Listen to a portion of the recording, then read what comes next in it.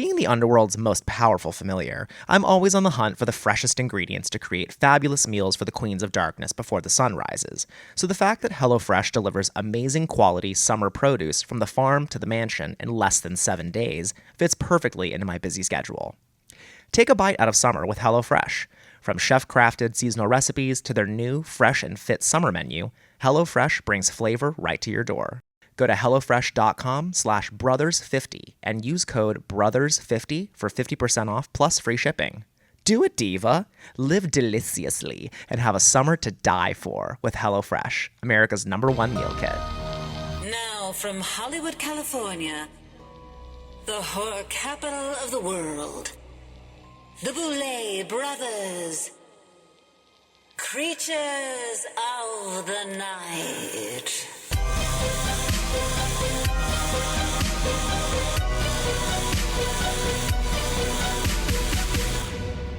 Hello, uglies, and welcome to the podcast. All right, so Midsummer Scream. We just wrapped up our weekend at one of the biggest horror festivals in the world. What did you think? It was such an incredible experience. I feel so grateful and so proud of everything that happened that weekend, everything we put out, and all of the fans that came out in droves, hordes of fans to see us and the featured super monsters that joined us. And we had makeup demos and tons of merch and a whole meet and greet setup. It was incredible.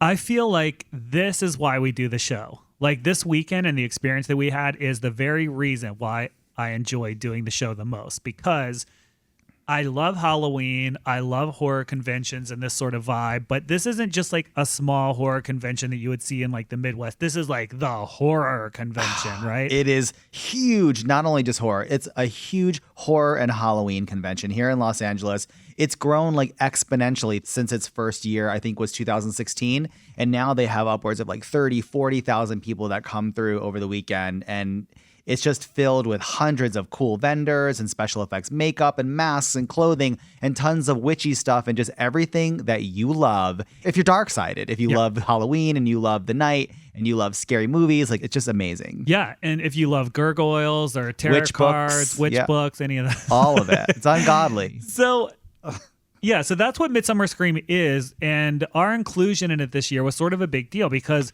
as people that went know, but if you didn't go, you would know this. As you walk right into the convention floor, the first thing you saw was a gigantic Dracula Castle meet and greet booth. Bam. And it was filled. We had a merch side. Then you walked through and there was a meet and greet area where you could do meet and greets with us and some of the super monsters from the show. And then my favorite part was on the other end, we had a makeup demo area. So some of our super monsters were transforming themselves and getting into drag and giving little drag special effects makeup demos. And I thought that was just so fun. And I'm thrilled to say that so many people showed up. It made such a huge impact. There was a huge line around it. And I'm just really proud of it. My little black heart is full. It's so true. full. No, I think if I'm going to be honest, and hey, I guess I will be, I was a little unsure. It was a question mark in my mind, like, how will this weekend go? This was like before we went to Midsummer. Because we've done other conventions before, but it's really the first time we were at a horror-specific convention where Dracula was going to have a huge presence. We've been at them, but not Dracula. Right. Where Dracula was going to have a huge presence. And I was just kind of curious how big the impact could be or would be. And the fans just came out and made me feel like $1 million bazillion. I'll tell you the main reason that I was most excited about this, and it sort of harkens back to what you were saying. You weren't sure because there's a huge mix of horror fans at these conventions, but a lot of times they'll be like, just to be frank, there's tons of straight people there, right? And you never know what the reaction's going to be. And I was so thrilled to see that our booth was like the most popular thing, huge line for us and all of the super monsters. I was so happy.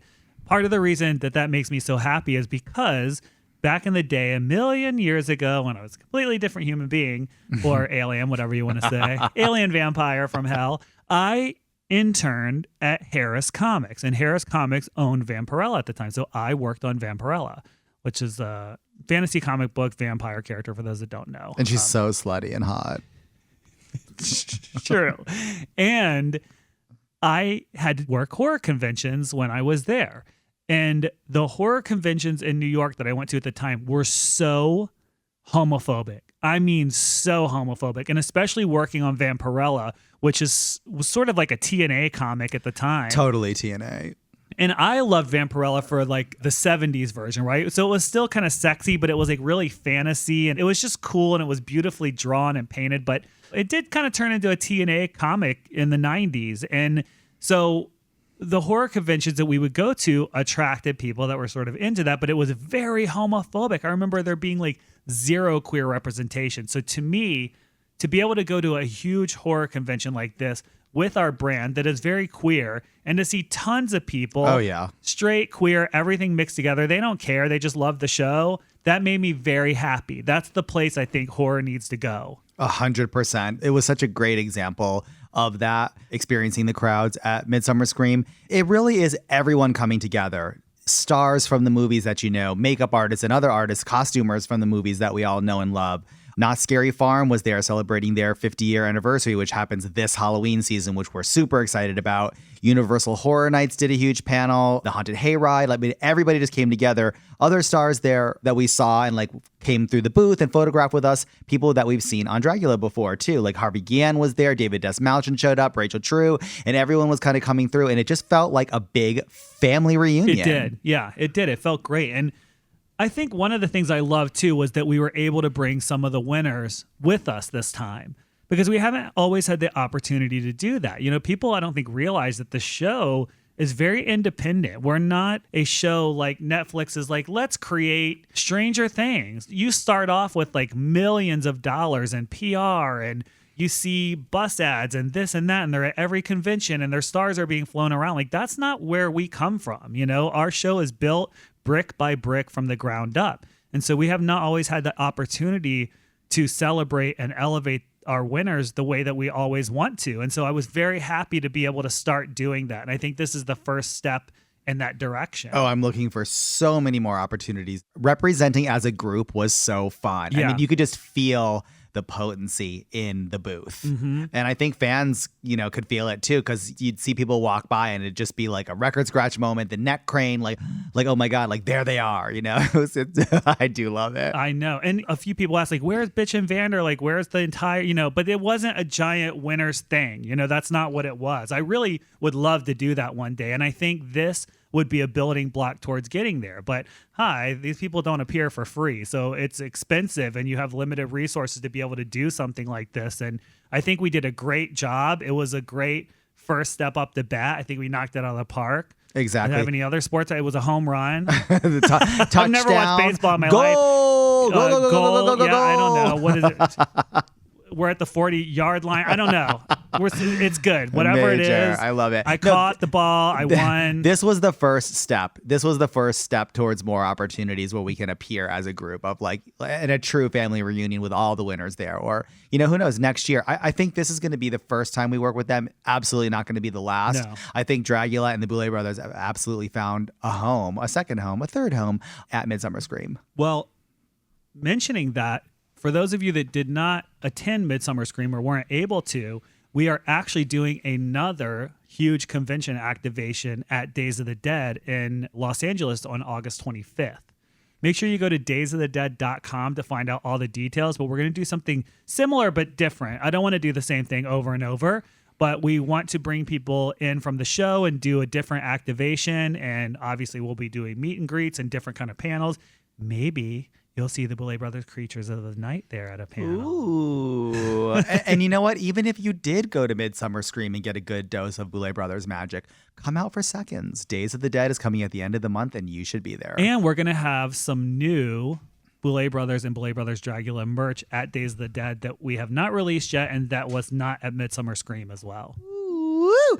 We didn't talk about the panel at all because we actually did a huge, really successful, well-attended panel on Sunday at Midsummer where we got to introduce all of the winners that were with us at the convention, bring them out on stage, and pretty much address the crowd of people that were interested to know where Dragula's roots lied, where it came from, what our sensibility is, and just like the whole world that we've built, kind of culminating in a Q&A where everybody got to ask their questions to Dali and to Victoria and to everybody there.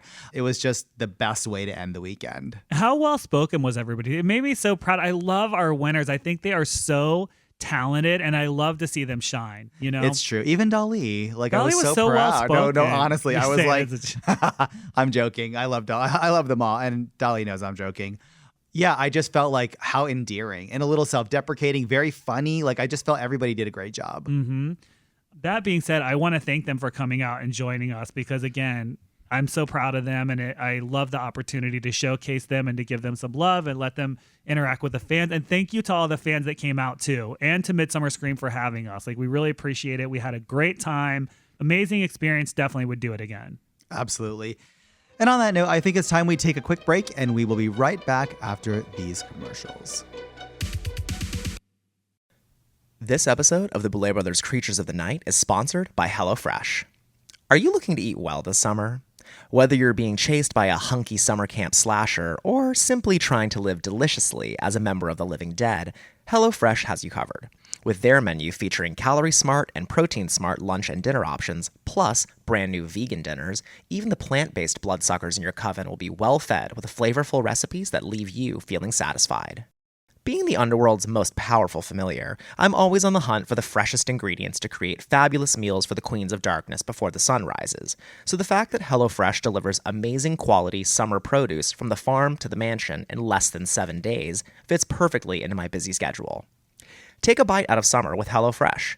From chef-crafted seasonal recipes to their new, fresh and fit summer menu, HelloFresh brings flavor right to your door. Go to HelloFresh.com/brothers50 and use code BROTHERS50 for 50% off plus free shipping. Do it, Diva. Live deliciously and have a summer to die for with HelloFresh, America's #1 meal kit.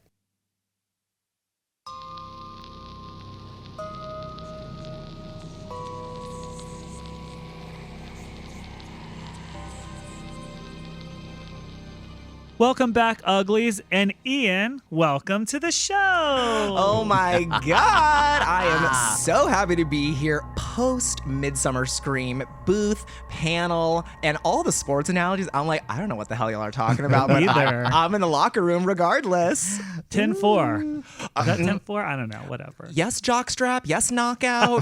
Yes, see-through lycra mesh. Okay, work, mama. Ian's locker room, where none of the terms make any sense, but they're all double entendre. Oh my God, my very own Whose Line Is It Anyway, but it's Whose something is this. Anyway.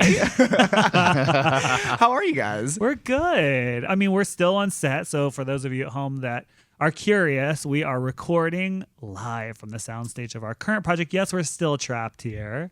It never ends. It doesn't. You look tired yesterday, too. I was extremely tired yesterday. Oh my God, you called her out. I No, know. not that you didn't look tired, but when I walked past your office, right? Oh, was this when I was... Yeah. But a couple of times I walked by in the dark and I was like, I felt like I saw some kind of like my God. exorcist type stuff happening in there. And I was like, I'm just seeing stuff. I'm like, there's no one in there. I felt like I walked by and you were like, ugh. I was like, that didn't happen. And then I walked back and I saw you in there talking to Andrew. I was like, she has been in there the whole time. Literally in the pitch black darkness. And it's like, it's moments like that where, hi, I know I'm weird, but like, I'm just sitting in the dark and I'm like, this is nice. The sensory overload of today has been too much. And I need to sit in the dark and silent. And then my favorite part of the evening, Swan comes by and literally I see her like do a double take. She goes, are you just sitting in the dark? And I was like, oh, I'm coming in. I love this too. Like, this is what I do in my own time as well. Like, we had a guest on set a couple of weeks ago, and I was like working in my green room, and Drac decided to give them like the tour of the soundstage. And so my door just flies open, and because I could hear Drac's voice. Oh, okay, here's where we do this, and here's then my door flies open, and he goes, oh, here's Swan, like a weirdo sitting in the dark. Goodbye. Yes, like a weirdo. Well, remember that happened to all of us when the three of us were down there and Aaron came in and started talking to us, and then Carissa, and I'm like, y'all don't think it's weird that we're just sitting here in the dark talking? Just hanging out. It's what we that do. was an accident because when we went in there, it was still daylight out, and we talked for so long that it got dark, and no one bothered to get up and turn the light. That is weird. The We're story weird. of my life. We talked so long. The sun went down. Day became night, and then somehow it became day again.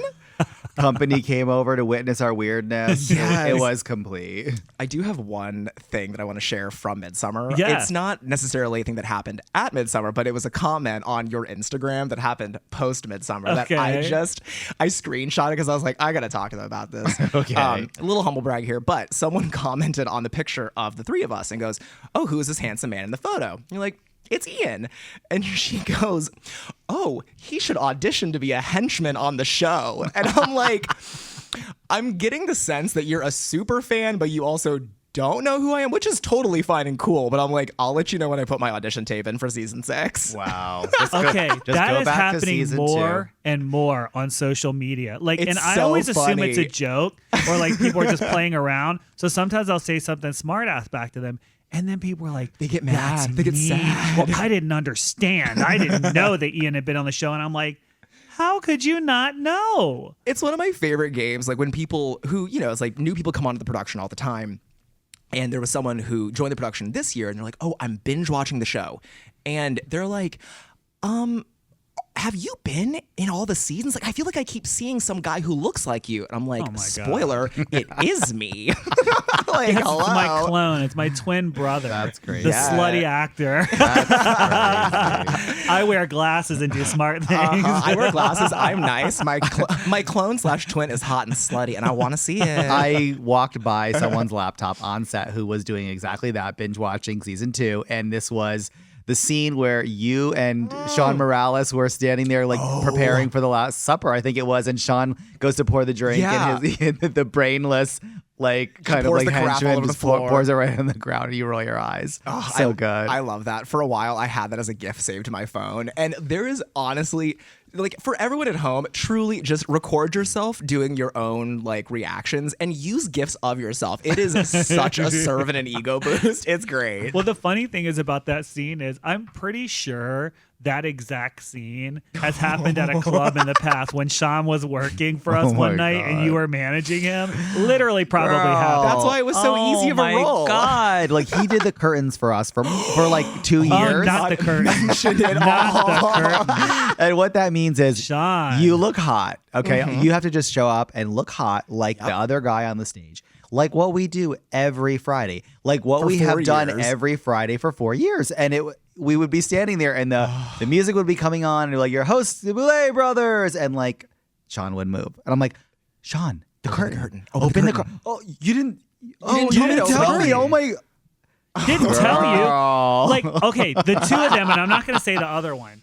They got paid a heinous amount of money to open curtains and walk around in their jockstrap and do nothing else. Walk around And in your have fun. jockstrap, Just have fun. and hang out beside us and open the curtain. That is it. And then he was like, "You didn't tell me." Rocket science. Love you, Sean. Outrageous. I actually I do love Sean and I miss Sean. Sean, if you're too. out there listening, we love and miss you. Come back to LA and visit us.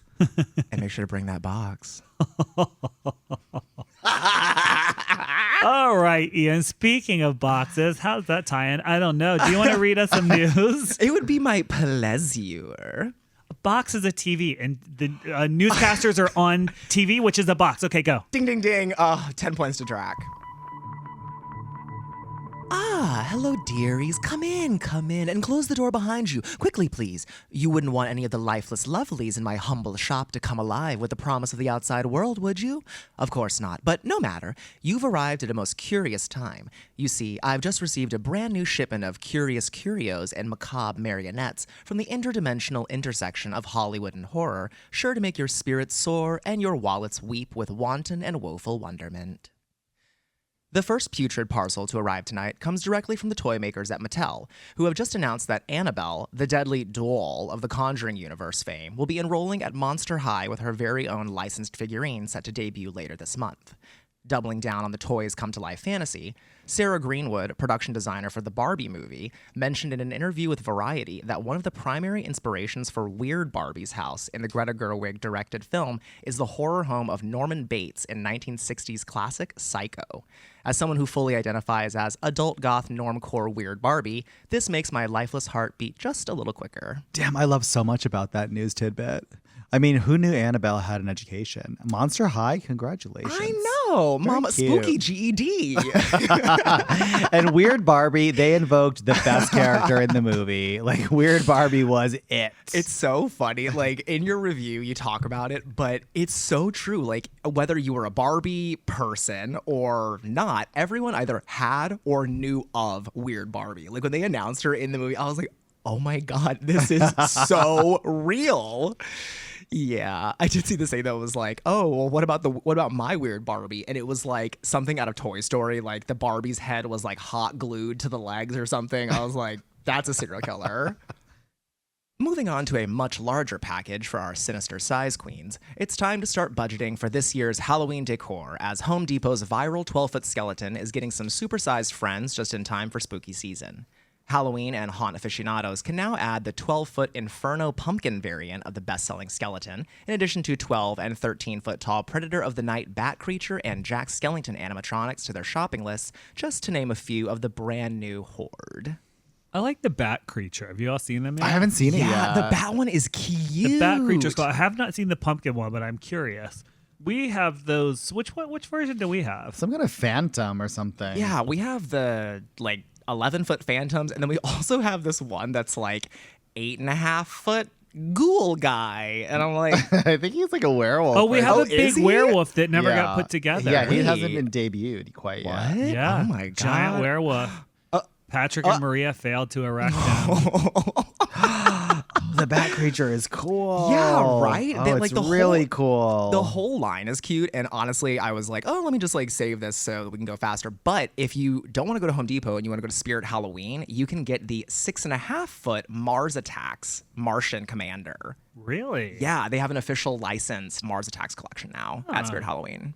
Interesting. I cannot wait to attack Home Goods this Well, year. it's already begun. Yes. We woke up yesterday and I said, Drac, I'm taking you on a field trip today. We are going Halloween shopping at Home Goods. So we had to peruse the aisles and they have started bringing get out the anything? goods. We didn't.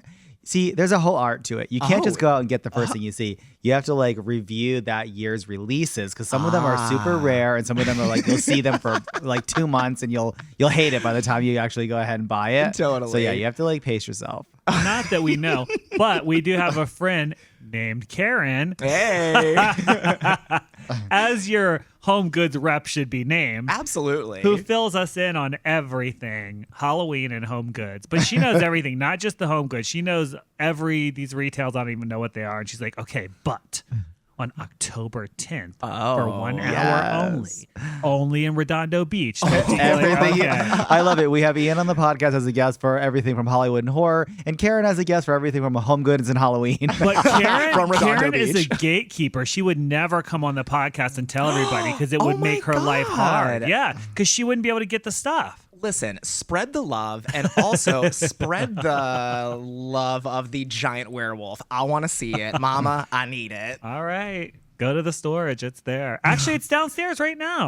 Oh, we do have it here. When they brought everything over for the set, I don't know why they brought all the Halloween stuff, so it's downstairs. You can see Your it birthday's right in now. October, Ian. Happy birthday. Yay!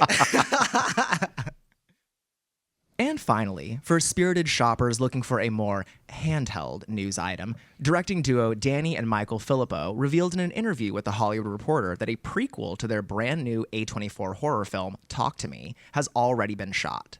The prequel follows the story of Duckett, a character who appears in the film's opening, and details his connection to the main story told through social media and cell phone found footage.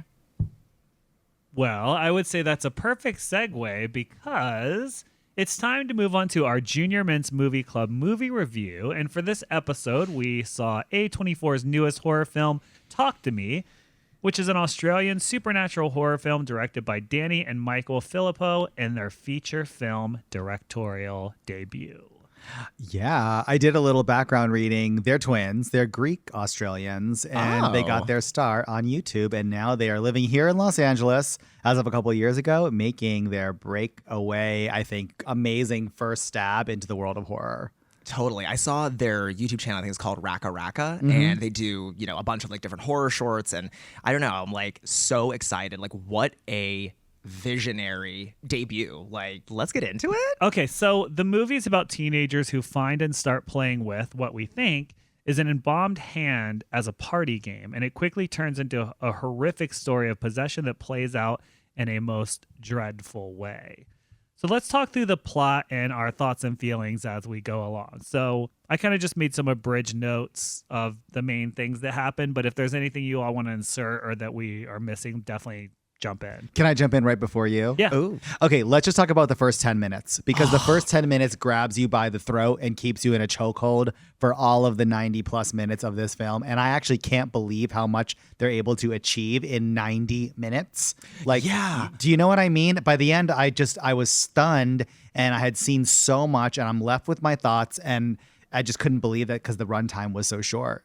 Yes, I feel like Talk to Me is every second of 94 minutes. It does not need to be any more, any less. I think it's a perfect length. By the end of the movie, I was filled with one of my favorite feelings, which is I think I'm ready for this film to end. I genuinely need this to be done. And it did, right at that Yeah, moment. exactly. I agree with you. This was the best paced film I've seen in a long time. A 'Cause when really we went, long time. And you were like, it's an hour and a half. I was like, okay, it's going to be like more of a fluff horror movie. Yeah. Because how deep can you get? But I'm telling you, that movie transported me to that world. And I was Yeah.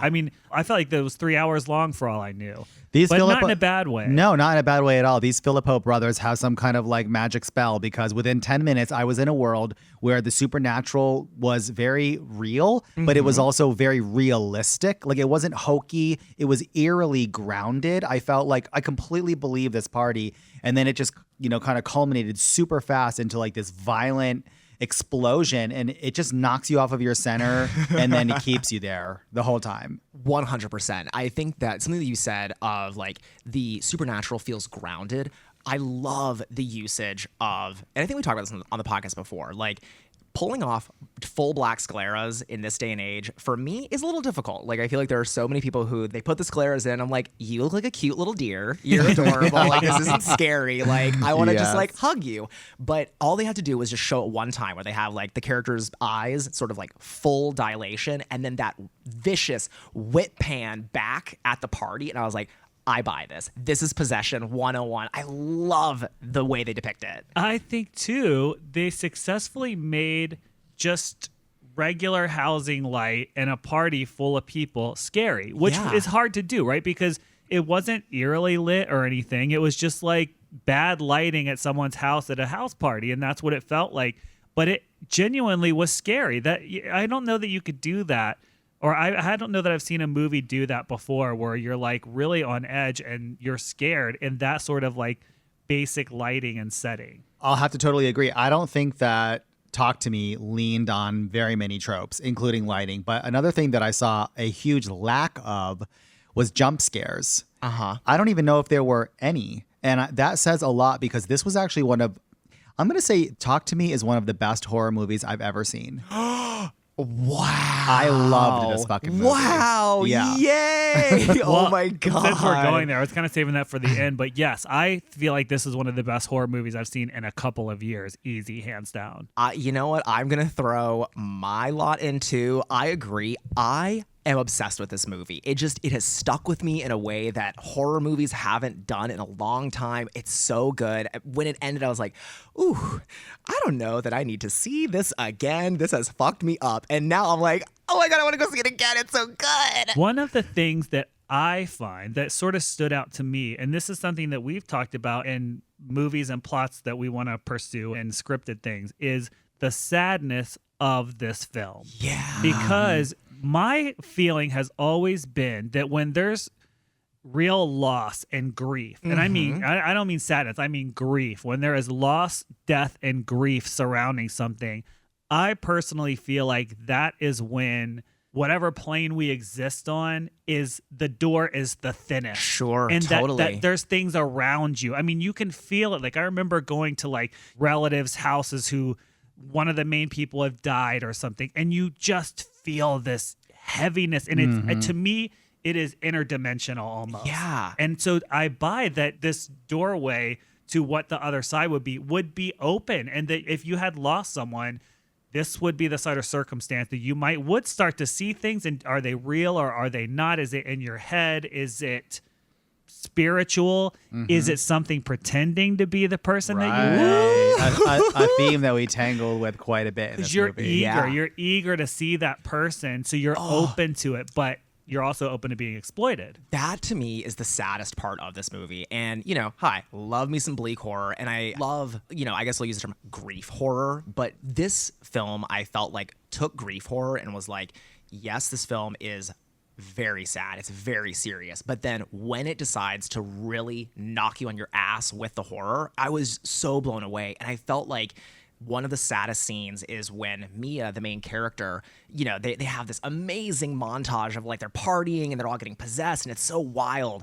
And then her, who we are led to believe is her mother starts to talk to her and the entire tone shifts to just like pitch black, sad, brutal grief. I was like, oh my God, this is amazing. We have so much to talk about, Sure. but I want to just outline the movie kind of quickly. So we have the first scene that opens us with the brother stabbing his brother and then killing himself. Which- how did that impact you all? Well, this is what I was talking about. This was like the violent explosion 10 minutes in that was completely unexpected and set the tone of, hi, this movie has a velocity to it. There's like an inevitability that you can almost feel, but you don't know exactly what the outcome is going to be. And I think that this party and then the guy kind of freaking out and stabbing his brother and killing himself just kind of exemplifies the vibe throughout, which is very unexpected, violent, scary, supernatural tampering with the real world, and just awesome. What did you think of that first couple of minutes? I think it's brilliant. And there are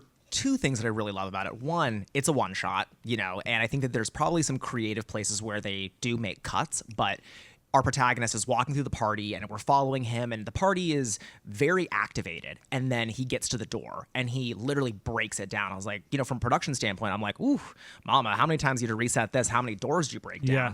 And then when he pulls his brother out of the room and everyone has their cell phone out and he's like, stop fucking recording this. And I just feel like it is really hard to pull off modern technology and horror. Like, for some reason, like the VHS analog era is very ripe for horror. But it's like any time where it's like, oh, it's social media or oh, it's a DVD. I'm like, not scary. Yeah. But Yeah. the fact that everyone had their phones out and it's that detached, like almost kind of Gen Z millennial ennui where they're just sort of like, oh, we're going to record you. And he's like freaking out. I'm like, that is so scary to me that everyone is just watching. It's like the people on the other side of the meet and greet line at Midsummer Scream. oh my God. Okay. I was like, Oh what is my wrong God. with you? What is wrong with you? But that's the thing. That's what you're talking That's what about. everyone does. They don't, That's they're why just, I'm like, it I feels see real. you, I see you standing there with your teeth bucked out, drooling, Yeah. staring at me with your phone. What are you doing? Is that Yeah. interesting to you? I'm just you're getting to Totally. profile me in a meet and greet with someone. Do you want that? But that's why this movie is very grounded and feels kind of Yes. real. That didn't feel hokey. I completely agree with you. It felt like this would totally happen at a party today with young people like this, like Yeah. a Gen Z party. Always on. 100%. And so someone's literally having like mental like breakdown and he's about to like try to kill someone and then themselves, and it's just like, oh, we're just gonna watch, completely detached, as if we're not. There's no human emotion or connection to be seen. They bring the social media element back a few times where Mia is looking on her phone and she is basically watching some sort of TikTok, Instagram, some sort of social media of these possessions. And kind of like you were saying, Swan, like the supernatural feels very real here because they're watching. It's like, oh, I want to do this. And it's like, is it real? Is it not? Are they just being kids? And it's sort of like how we would consume TikTok and just be like, oh, next. Okay, Yeah. someone, naked person, someone dying, an ad for antidepressants. Cool. Like it's just like 100%. It was like the grimace shake challenge. Oh my god! and the character's name is Duckett. Is that right? Duckett, yeah. Yeah. So you excited me because I didn't hear that. I didn't know about the prequel because Yeah. Duckett is the character that we're talking about within the first 10 minutes of Talk to Me. They have the mental breakdown and like stab someone and then ultimately stab themselves. So let me kind of get through this. So we kind of start with Mia, the main character, whose mother has died. She's living with her friend Jade and her friend's younger brother Riley. The three of them go to a party and they start playing with this hand, right? Which is what you're talking about, which is kind of like an urban legend kind of game. they start playing with it. Gets very out of hand, but it's interesting. Out of hand.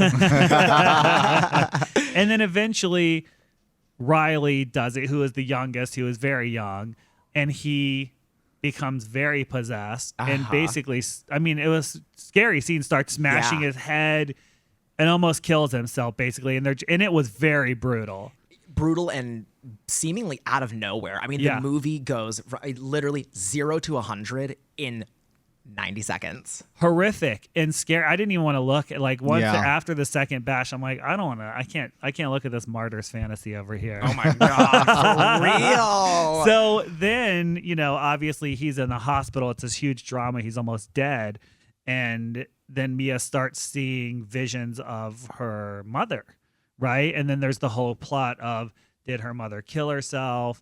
Did she not? She's interacting with her father, who's maybe hiding that the mom killed herself or not. You don't know, right? Where are you all at so far at this point in the movie? How are you all feeling about it, or anything stand out to you that you want to talk about? Well, I do want to talk about how they handled like the severed hand artifact, because I loved it. And it was not overly explained. It wasn't something that you had to like spell out for the audience. They didn't do that at all. And almost like right out of the mentality of a teenager, like, hey, I got this cool thing. Was it the severed hand of a medium? Maybe. Oh, I heard it was a Satanist, whatever. And then they're using it anyway. And I just thought, I just loved that. Totally. And just a very small detail that I really love is that the hand is covered in graffiti. It's like signed by every kid who's ever used it at every party. And it's just, there's something, like you said, it's an urban legend. It's like, because it's covered in this writing, it almost feels like it's like, there's no way this is real. Everyone's just playing around. And then you see the level of possession. It's like, oh my God, this is real. Yeah. As far as where was I at this point in the movie, I felt like this movie was chilling. Like, it was just chilling. I wasn't jumping. I was getting kind of rippling chills. Like, I was getting scared of what was going to happen to these people, whether it be like the possession, someone coming mentally undone, physically just brutalized. Like, there was just a lot to deal with. And I feel like Talk to Me was able to establish like the idea of like possession, like spiritual possession, and how it can come into a real person's life and confound them and confuse them and manipulate them. And it was able to achieve something that I feel like other possession movies only play at and wish they could. And there was no bone cracking, eye rolling, ridiculous, like jerky movement. It's so simple. Like I said, it's a pair of sclera lenses and then the sort of exaggerated, almost kind of like decayed eye and mouth makeup, and I just love it. It's in the trailer. It's literally the camera just makes like a curved 90-degree turn every time that their head snaps back, and I was like, this is so slick. I mean, it's kind of like you can tell they were like, hey, we got this trick. This is our thing. We're gonna do it. And I'm like, I'm glad they did, because I was like, God, it's so hot every time they do it. Somebody left the screw loose on the camera and it went like this, and they're like, that's our trick. Yes. At this point in the film, I'm going to agree with Swan. Like, chilled is absolutely the word. After the scene where Riley bashes himself almost to death and then also, you know, breaks his sister's finger with his own skull, I was like, silent. Something that I really did love, though, which it comes into play later, is early on in the film when Mia is driving Riley home after Jade, the sister, fails to pick him up. And, you know, they're singing along to Chandelier by Sia, which is a song about suicide, and they come across the kangaroo. And I was like, oh my God, what an Australian thing to do. And it's like, you know, it's kind of a classic trope of like, okay, they come across this animal and it's wounded. And Mia she knows what she has to do, or what she should do, put this animal out of its misery. But she is literally unable to do it. And she's like, someone else will take care of this. And I just found that to be such a sad and brutal kind of like depiction of where she is at with her own grief. Like, I was like, oh, this is how we get to all these other scenes. It's just, that's her mental state. Let me ask you a question. Could you have done it? I was thinking that I was like, because I didn't know how she planned on doing it. There is no way that I could have consciously run it over with my car, though. That's what they were hinting at. Yeah. I mean, this is actually really weird. I saved a baby squirrel yesterday that fell out of. Yeah. How small was it? Literally, like, I mean, probably the size of a like I mean, like 2 inches long, like pink, Oh, no. no fur. It fell out of a tree near my house. And this woman knocked on the door and was like, hey, I was walking by and I saw this happen. And literally she had like this little baby squirrel. And so my cousin and Nathan and I, we climbed this tree and like put gloves on and we put the squirrel back into the nest. Yeah. So Wow. a very strange occurrence yesterday. Very weird. Yeah. So, I mean, I don't know that I could have, but I feel like with that in mind, I don't think that I could have just walked away from it. Like I would have had to be like, hey, I'm going to do something with this animal. Yeah, it was a great scene. It's hard to say, right? I think animals have a power over people with hearts. Animals have a power over me. Drac, there's a similar story. Like there was this one night where this duck was unable to fly over the fence and it was separated from all the other ducks that were literally quacking and calling its name. It was so panicked. Oh my God. Drac and I like went on this what equated to like a 45-minute ordeal. A total it was quest. like it was an absolute quest. I was gonna say something like Oedipus or like yeah. you know the Golden Fleece because there was like owls like coming out of the darkness. like There yeah, was an owl that was trying to get to it. Oh and my I was like, this God. is weird. Like, why is this owl like fronting Get out us? of your Like, yeah, predatory I just thought it was bird. really weird. Seriously. I wouldn't think an owl would be that aggressive, but it was Wow. hungry. So the moral of the story and the reason I mentioned that is because I don't know if someone asked me like, hey, if you saw this, would you do that? Because I'd be like, I'm not sure if I would, but there was no like letting this thing fend for itself. Like we did what we had to do and ultimately did get it back to him. And like I said, it took forever, but it was something that just kind of seemed like the right thing to do in the moment. So maybe you would put the animal out of its misery. I don't know if I could do it. I would definitely stay there until someone came, until something else happened, but I personally could not do it. Certainly could not run it over.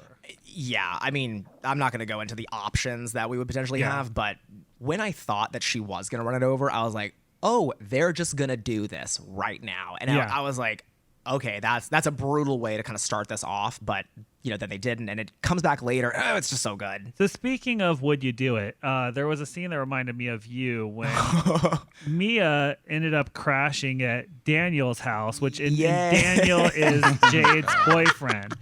So they're there, and he wakes up, and Mia has his foot in his mouth. And I was wanting to ask you, have you ever been in that position before? What, as like the foot sucker or the foot The sucky? foot in the mouth. Um, Like without asking, like they just woke up and you were down at the end of the bed. I mean, okay, well, yes and no. I mean, I will say hi. I'm not a foot queen.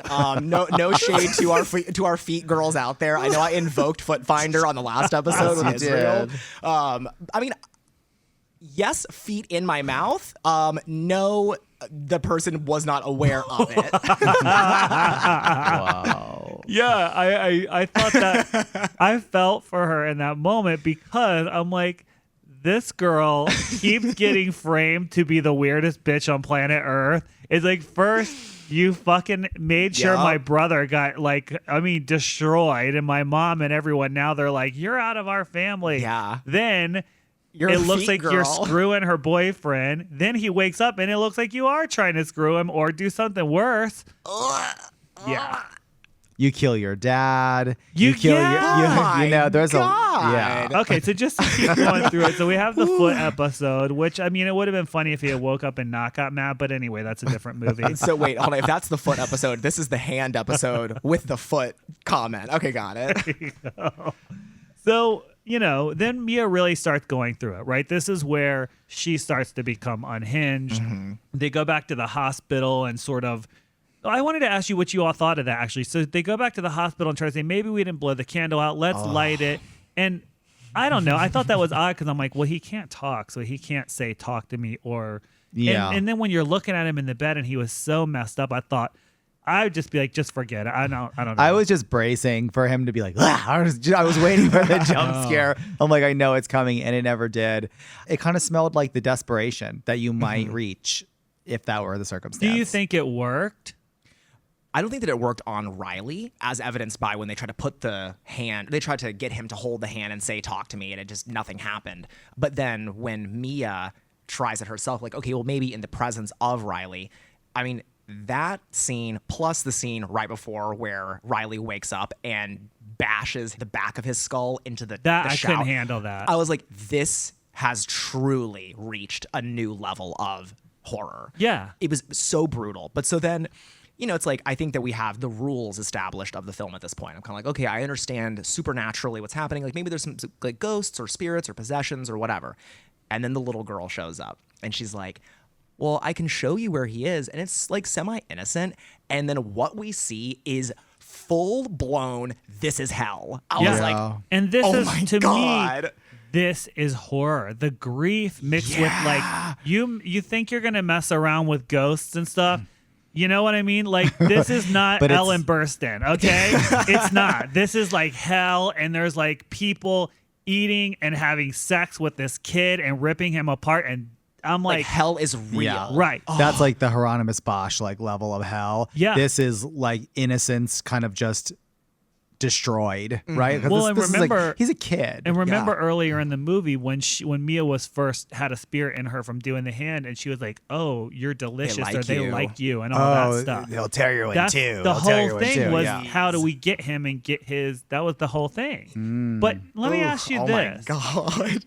do you think that these bad spirits, and there's no way we'd know, do you believe they wanted his physical body to die, and that meant they would get him, or if he died, would his spirit go to an afterlife and leave that plane? What do you all think? I wasn't tangling with that. And the truth is now, even as we sit here, because we saw the movie very recently, I haven't unpacked it. I said this earlier before we started the podcast. I felt like I ran through an amazing, like super scary haunted house for like an hour and a half. I ran on the porch. The ghouls came out, threw me down the stairs, and I'm left on the sidewalk, like spinning, like, what the hell just happened to me? What did I just experience? And I still feel that way. But if I did try to answer the question, did the spirits, those afterlife kind of like, evil spirits, want Riley to die or not? What was the destiny of his soul kind of thing? I felt like they wanted him to die. They were taunting Mia, kill him, do the right thing. You're doing the right thing. Basically the same as the kangaroo, put him out of his misery, right? Because that's where his soul would remain, just to be tortured kind of like eternally. I feel very similarly, I think. It's weird because he's being tortured in this sort of nebulous hell spirit world, but then the bite marks show up on him in the real world as well. So the line is being blurred between like, okay, well, what is happening in this possession spirit world? What's happening in the real world? And I don't necessarily think that they saw Riley and it's like, oh, he's like the chosen one or the special one. I think that they just sort of saw in Mia, this person is so damaged by their grief. Then looking at Riley, this person is so young. There's a gateway here. We can get something that we want. And something that I thought later is because Mia, spoiler, Mia ends up kind of going to the spirit world. And so it's like, okay, well, it's kind of real, but to think that these are also potentially the spirits of people who have died or however they've died, they get corrupted somehow. And it's like they take pleasure in this pain. I mean, it's just so twisted. Well, we question, how does a spirit get trapped in that limbo? Sure. Because okay, spoilers, like Mia eventually kills herself, but it's talked about that her mother also killed herself. And we all know what they say about people that commit suicide. There's no place in heaven for them and their souls are sort of like banished to like a limbo. So are these like damaged souls, like evil, air quote, evil people or, sinners that are kind of plagued to just kind of roam around in this like nebulous nothing to do with nirvana or like a heaven? I don't know that it really addressed that, honestly. It didn't really say or give us any clues to that because, obviously you would assume the mom is a positive character. Maybe they would have went on to some afterlife. If you believe in Christianity stuff, either she went to hell for killing herself or she went to heaven because she's a goodie or something. I don't know. But like, in this world, that probably wasn't even her, really. So we're not really given any clues as to maybe everybody gets trapped there. Maybe there is no, I don't know. I think, an alternate reading, too, could be linking what they had said earlier of like, oh, I don't remember who says it, but it's like they know what you want to see. So it's like, okay, maybe Mia's mom never was there. Maybe none of these spirits, quote unquote, are real. Maybe they're just, it's like, I don't know if you've ever heard that thing where it's like, you don't dream new people. Like every person you see in your dream, you've either seen somewhere in real life or it's like a combo of someone you've seen. So are these just evil spirits taking on the form of people that they know? And is then Mia sort of trapped eternally in this, I mean, literal hell where there's like spirits. I don't know. There's a couple of questions I wanted to like ask you all your opinion on because I like to figure this stuff out.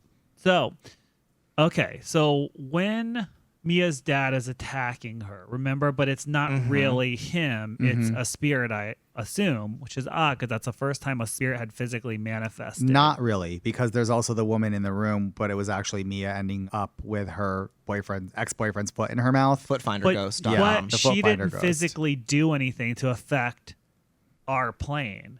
You know what I'm saying? This was a spirit that was not inhabiting someone else that was choking her out, imitating her dad, because the dad was on the other side of the door, his Yeah. physical body, so it wasn't him. But remember, the mom, the ghost of the mom, or what was masquerading as the ghost of the mom, said he's not real. And it's true. He wasn't real. So what's the deal? Was the mom ghost bad, good? What was it? Sure. I mean, you can follow that logic along. Great. But what if she wanted her to get panicked? Like, Yeah. that he's not real. He's not real. You defend yourself. Defend yourself. But it and really, wasn't.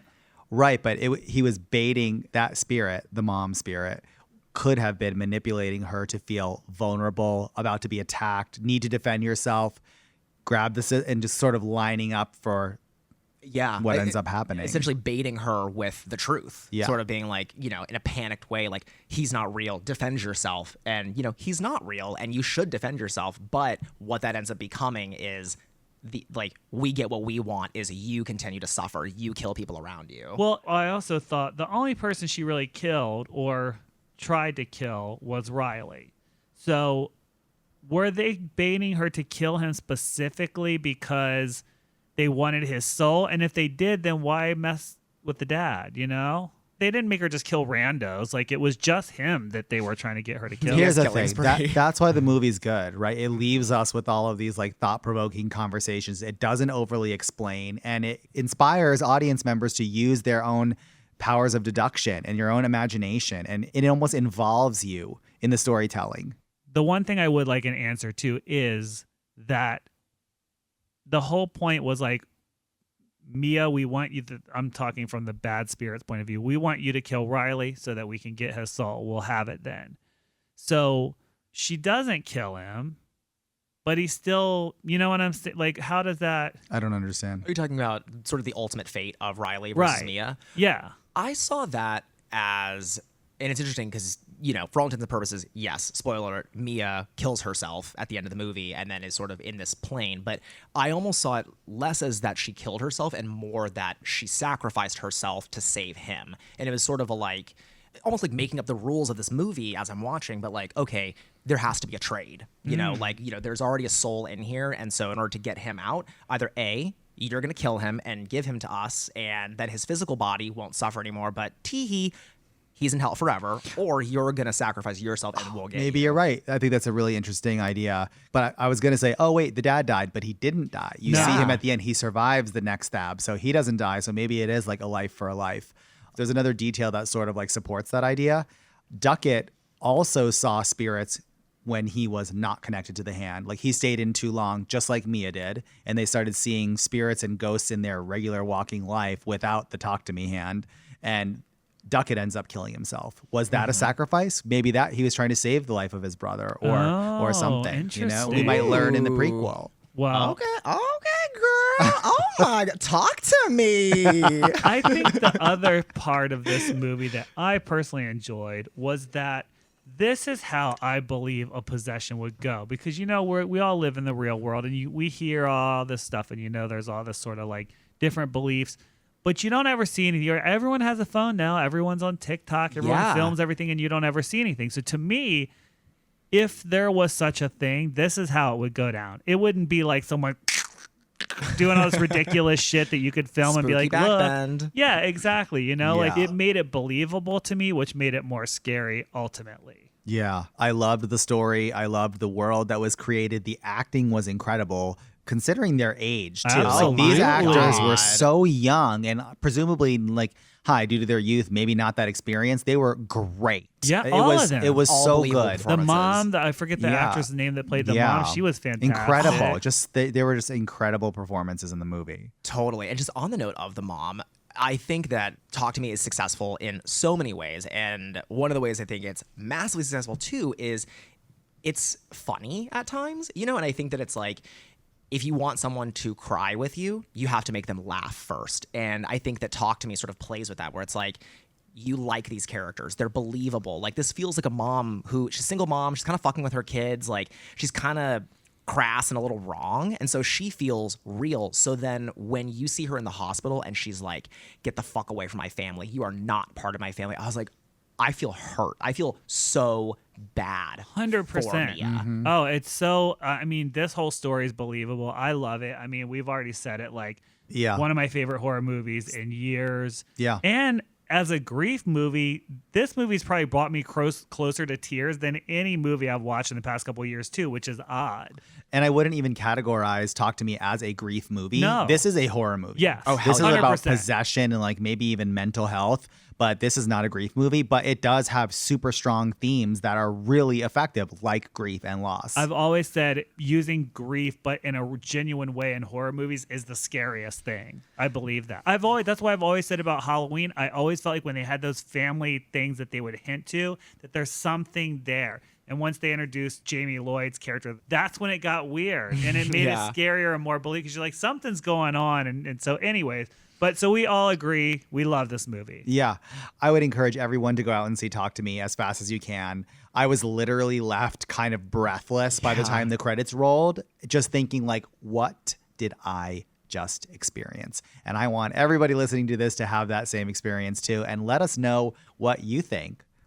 What did you think, Ian? Yeah, Sam? Oh my God, 2 disembodied hands up. But speaking of, Covered in plaster. covered in plaster, covered in graffiti. One detail that I really capital L loved, if I can, is one of the myths that they tell is, oh, it's the hand of a serial killer. And, you know, some say that the other hand is out there. And it's like such urban legend. Loved that too. shit. Loved that too. Yeah. And so, like, in the film, the main characters, they grip the hand with their left hand. And then when Mia, at the end of the film, is in the spirit world and you hear, talk to me, and the hand appears, it's her right hand. And I was like, oh my God, there is another hand. It's the other hand. I did not catch that. Yeah. Wow. Yeah. Because I was like, how did this hand get to wherever they were? Because they were speaking a different language. So it's there's, Wow. you know, yeah, right. I love that. Oh, Talk to Me is so So wait, good. Oh, Ian, I'm telling you, one of your- my favorite horror movies. Your Halloween costume is you're going to wear black head to toe, like face covering everything. But then your hand is going to be uncovered. We're going to paint it white, put graffiti Yes. all over it, and you're going to be the hand from Talk to Me. Oh my God, reverse glory hole hand. Talk to the hand. Ooh, talk to me, mama. Let me in. Ooh. And on that note, we're going to take another quick break and we will be right back with listener questions.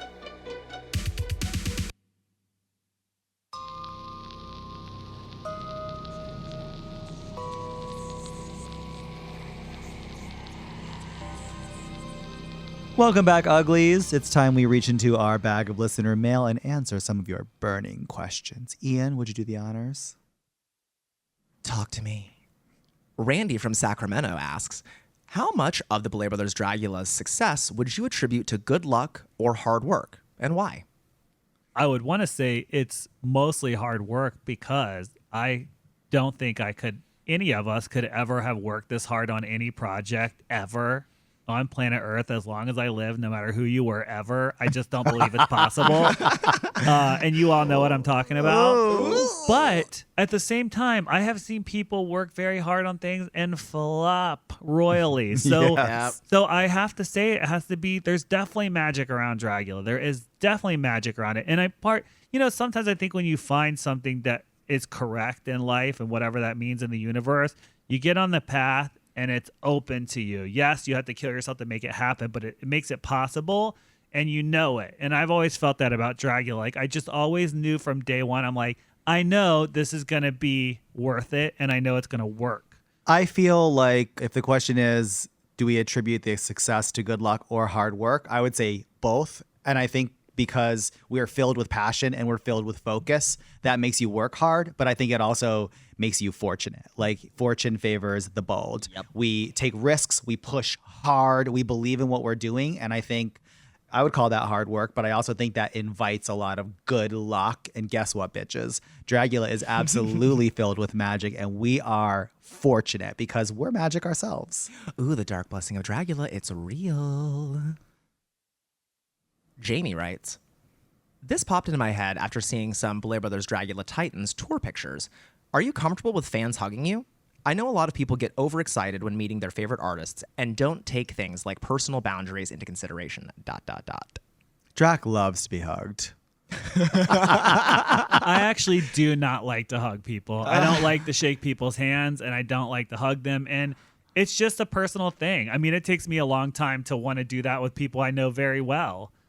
That's just the truth. And it's just my own, however I was brought up, whatever it is in me that makes me like that. That's the case. It's not any sort of sign of disrespect. It's just like, I got to really be comfortable with you to do that. So, yeah. I would rather hug someone than shake their hand, if I'm being honest. And I actually invite it. I like it. I do appreciate when people ask first, though. It just shows a level of respect that I think the situation usually calls for.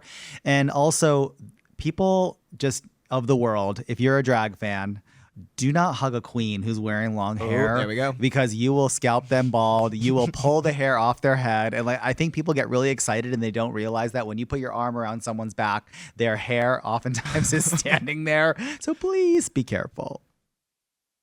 Samantha from Melbourne writes, first, on a scale from meh to supercalifragilisticexpialidocious, You did it. mama, first time. How good did it feel to record the opener and say the line, courtesy of us, when referring to the prize money?